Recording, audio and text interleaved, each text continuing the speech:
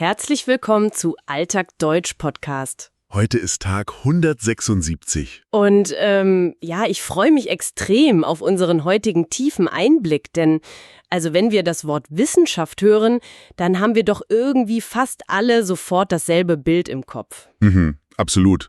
So ein ziemlich klischeehaftes Bild, oder? Genau, wir denken halt an Leute in weißen Kitteln, riesige Mikroskope und diese sterilen Labore, die aussehen, als wären sie direkt einem Science-Fiction-Film entsprungen. Ja, das stimmt. Es wirkt immer wie eine völlig andere Welt. Also eine Welt, die hinter verschlossenen Türen stattfindet. Und die scheinbar absolut nichts mit unserem normalen täglichen Leben zu tun hat. Oft ist man da ja auch ein bisschen eingeschüchtert. Voll. Genau das dachte ich früher auch immer.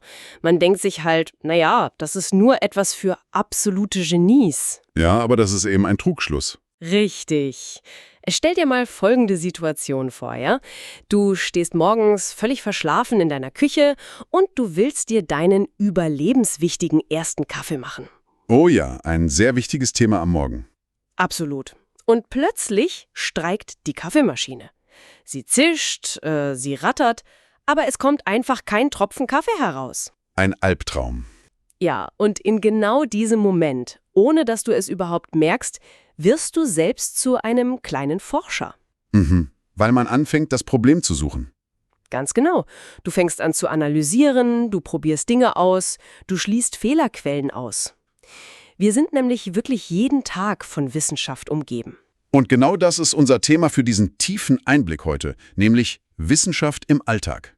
Unser Ziel ist es heute, 15 wichtige Wörter zu lernen, die die euch helfen, technische und wissenschaftliche Themen ganz einfach und natürlich zu verstehen. Das ist ein wunderbarer Ansatz. Aber bevor wir tief in diese Konzepte eintauchen, haben wir heute eine spezielle Methode für unsere Zuhörer vorbereitet, nicht wahr? Oh ja, stimmt. Heute zeigen wir euch eine sehr effektive Methode, um eure Aussprache zu verbessern. Shadowing. Beim Shadowing sprecht ihr fast gleichzeitig mit dem Sprecher. Hier sind 3 einfache Schritte. Hört zuerst nur zu. Achtet auf die Aussprache, die Betonung und die Pausen. Denkt nicht an Grammatik, hört nur den Klang. Jetzt sprecht ihr mit. Versucht genauso zu sprechen wie der Sprecher. Achtet auf Tempo, Stimme und Gefühl. Nehmt euch selbst auf. Vergleicht eure Stimme mit dem Original. So erkennt ihr eure Fehler und könnt euch verbessern. Verlest nicht nur still mit. Shadowing funktioniert nur, wenn ihr laut sprecht. Euer Mund muss die Bewegungen trainieren. Bleibt bis zum Ende dort, hört ihr unsere Mini-Story. Also, lass uns direkt in unser Thema einsteigen. Wenn wir über Wissenschaft sprechen, egal ob im großen Labor oder morgens in deiner Küche, dann beginnt eigentlich alles immer mit einem Problem. Oder einer Fragestellung, richtig. Man sucht nach dem Auslöser. Ganz genau. Also, wenn mein Auto morgens nicht anspringt oder eben die Kaffeemaschine kaputt ist, frage ich mich ja sofort, warum passiert das? Ich suche nach der Wurzel des Problems. Richtig. Und da sind wir schon bei unserem ersten Begriff für heute. Die Ursache. Ah, okay. Auf Englisch sagt man dazu Cause. Die Ursache ist der tiefere Grund, warum ein bestimmtes Ereignis oder Phänomen überhaupt passiert. Also quasi der Auslöser für etwas. Jede Wirkung in unserer Welt hat ja irgendwo eine Ursache. Genau. Wenn Wissenschaftler zum Beispiel den plötzlichen Klimawandel untersuchen, dann schauen sie ja nicht nur auf das Wetter von heute. Das würde ja nicht reichen. Nein, sie suchen nach der genauen Ursache in der Vergangenheit. Also den Gasen in der Atmosphäre oder der Abholzung der Wälder. Man will das Übel quasi an der Wurzel packen. Aber bevor man die echte Ursache findet, muss man ja erst einmal raten, oder? Wie meinst du das genau? Naja, ich meine, wenn ich vor meinem platten, harten Kuchen aus dem Ofen stehe, weiß ich ja nicht sofort mit Sicherheit, was falsch gelaufen ist. Das ist wahr. Ich vermute einfach. Also ich sage dann vielleicht, meine Hypothese ist, dass ich das Backpulver vergessen habe. Ah, ja, und genau diese logische Vermutung nennen wir in der Wissenschaft die Hypothese. Im Englischen klingt das fast gleich, man nennt es Hypothesis. Ah, Hypothesis, okay. Eine Hypothese ist eine gut durchdachte Theorie oder Vermutung, die aber eben noch bewiesen werden muss. Du stehst vor deinem Kuchen und formulierst den Gedanken, wenn das Backpulver fehlt, dann geht der Teig nicht auf. Und das ist ja dann kein wildes Raten, oder? Das ist eine auf Erfahrung basierende Vermutung. Genau, das ist eine Hypothese im Alltag. Das ist echt ein toller Punkt, weil ich sage ja nicht, mein Kuchen ist flach, weil das Telefon geklingelt hat. Das hätte ja gar keinen logischen Zusammenhang. Richtig. Du musst also eine klare Hypothese aufstellen, bevor du mit der Forschung beginnst. Aber wie geht es dann weiter? Ich kann ja nicht einfach behaupten, dass meine Kuchentheorie stimmt und fertig. Nein, absolut nicht. Du musst es testen. Und um herauszufinden, ob deine Hypothese stimmt, brauchst du das Experiment. Das Experiment. Und auf Englisch ist das Experiment, oder? Ganz genau, Experiment. Ein Experiment ist ein wissenschaftlicher Versuch, um eine Theorie oder Idee, also die Hypothese, in der Realität zu überprüfen. Mhm. In meinem Kuchenfall würde ich also den exakt gleichen Kuchen noch einmal backen, aber diesmal passe ich extrem gut auf, dass das Backpulver wirklich drin ist. Perfekt. Ein klassisches Experiment. Ah, das erinnert mich extrem an den Chemieunterricht in der Schule früher. Wir haben da ständig so kleine Versuche gemacht. Oh ja, das kenne ich auch noch gut. Ich weiß noch, in der Schule haben wir ein einfaches Experiment mit Wasser und Salz gemacht. Wir haben das gemischt und über einer Flamme verdampfen lassen, bis nur noch eine weiße Kruste übrig war. Ja, und das ist der Kern der Forschung. Man testet etwas mit eigenen Händen. Und oft führt so ein Experiment dann zu einem echten Durchbruch im Denken. Zu einem neuen Wissen, meinst du? Genau, man versteht plötzlich einen Zusammenhang, der vorher völlig im Dunkeln lag. Das nennen wir dann die Erkenntnis. Auf Englisch übersetzen wir das oft mit Insight oder auch Finding. Die Erkenntnis, okay. Das ist dann dieser klassische Aha-Moment, oder? Ja, wenn der berühmte Groschen fällt. Ein neues Wissen, das man durch Nachdenken oder eben Forschung erlangt hat. Die moderne Wissenschaft bringt ja wirklich täglich neue Erkenntnisse über unsere Gesundheit oder das Universum ans Licht. Ganz genau. Und dieses neue Wissen kann sehr konkrete Formen annehmen. Nehmen wir mal an, Forscher machen hunderte Experimente mit Pflanzen, um ein Heilmittel gegen Kopfschmerzen zu finden. Mhm. Am Ende isolieren sie dann genau den einen chemischen Teil der Pflanze, der den Schmerz stoppt. Das ist unser nächster Begriff, der Wirkstoff. Der Wirkstoff. Auf Englisch heißt das Active Ingredient, oder? Richtig, Active Ingredient. Das ist die Substanz in einem Produkt, wie zum Beispiel Medizin, die eine bestimmte Wirkung hat. Also das lese ich ja ständig auf den Verpackungen von Medikamenten oder auch bei Reinigungsmitteln. Aber ist nicht die ganze Tablette die Medizin? Interessanterweise nicht, nein. Eine Tablette besteht zum größten Teil aus Füllstoffen, also Dingen, die dem Ganzen Form geben oder Geschmack bringen. Ach, krass. Okay. Der Wirkstoff ist wirklich nur diese eine spezifische Substanz, die im Körper eine Reaktion auslöst. Wahnsinn. Der Wirkstoff in diesem Medikament bekämpft die Kopfschmerzen also deshalb so schnell, weil er genau diese eine bestimmte Aufgabe hat. Genau. Okay, das waren jetzt unsere grundlegenden Substantive. Aber um zu all diesen Erkenntnissen zu kommen, müssen Wissenschaftler ja aktiv werden. Ja, sie müssen etwas tun. Lassen wir uns also darüber sprechen, was man in der Forschung eigentlich den ganzen Tag macht. Wir kommen zu den Verben, oder? Richtig. Und weil wir hier in unserem tiefen Einblick Alltag Deutsch lernt, ist es ganz wichtig, dass wir uns bei den Handlungen auch ansehen, wie man in der Vergangenheit darüber spricht. Also die Perfektform. Ganz genau. Das erste große Verb der Forschung ist erforschen. Auf Englisch heißt das to research oder to explore. Und im Perfekt sagen wir, Er hat erforscht. hat erforscht. Das bedeutet doch, dass man etwas Unbekanntes wirklich sehr tief, systematisch und wissenschaftlich untersucht, richtig? Ja, genau. Man geht richtig ins Detail. Das ist mehr als nur kurz googeln. Ein gutes Beispiel ist das Meer, finde ich. Wissenschaftler versuchen ja seit Jahren, das Leben in der Tiefsee zu erforschen. Ein sehr schönes Beispiel. Und ein großer Teil dieses Erforschens besteht manchmal einfach nur aus reinem Hinsehen. Man greift nicht ein. Ah, du meinst, man wendet unser nächstes Verb an, nämlich beobachten. Exakt. Beobachten. Auf Englisch to observe. Im Perfekt heißt es dann, hat beobachtet. Hat beobachtet. Beobachten bedeutet, dass man Menschen, Tiere oder Vorgänge über längere Zeit sehr aufmerksam betrachtet. Wie diese berühmten Tierfilmer.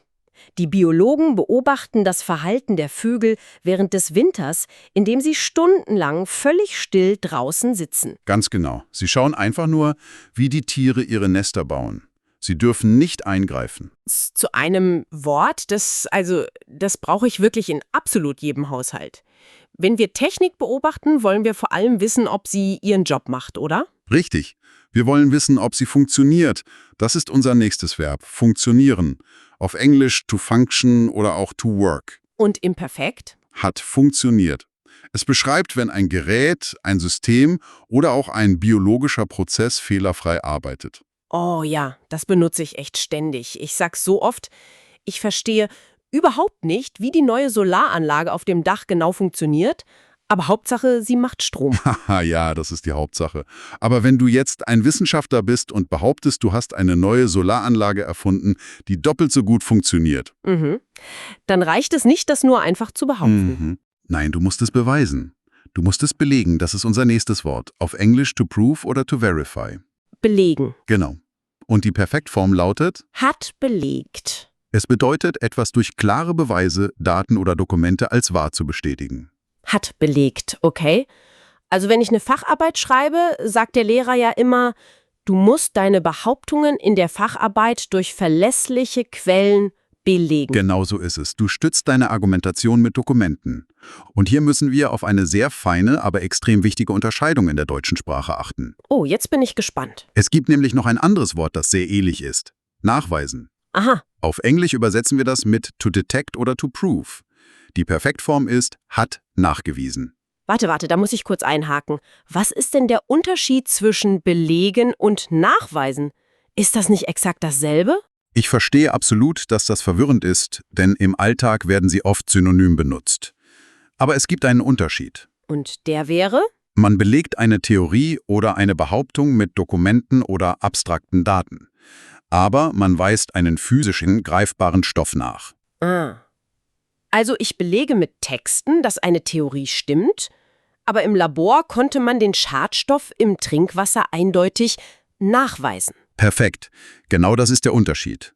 Du hast den Stoff physisch gefunden, also hast du ihn nachgewiesen. Das ergibt absolut Sinn. Hey, an dieser Stelle kurz ein kleiner Hinweis an unsere Zuhörer. Wenn euch unser Podcast beim Deutschlernen hilft, dann abonniert gern unseren Kanal und gebt uns einen Daumen nach oben. Das unterstützt uns enorm, ja? Lass uns nun zum nächsten Teil übergehen. Wir haben das Problem erforscht, Experimente gemacht und Stoffe nachgewiesen. Wir haben also einen Haufen Daten gesammelt. Genau. Wie bewerten und beschreiben wir jetzt unsere Ergebnisse, damit andere sie auch glauben? Dafür nutzen wir ganz bestimmte Adjektive. Wir müssen zeigen, dass unsere Arbeit Hand und Fuß hat quasi. Das wichtigste Adjektiv dafür ist wahrscheinlich logisch, oder? Ganz genau. Logisch. Auf Englisch logical.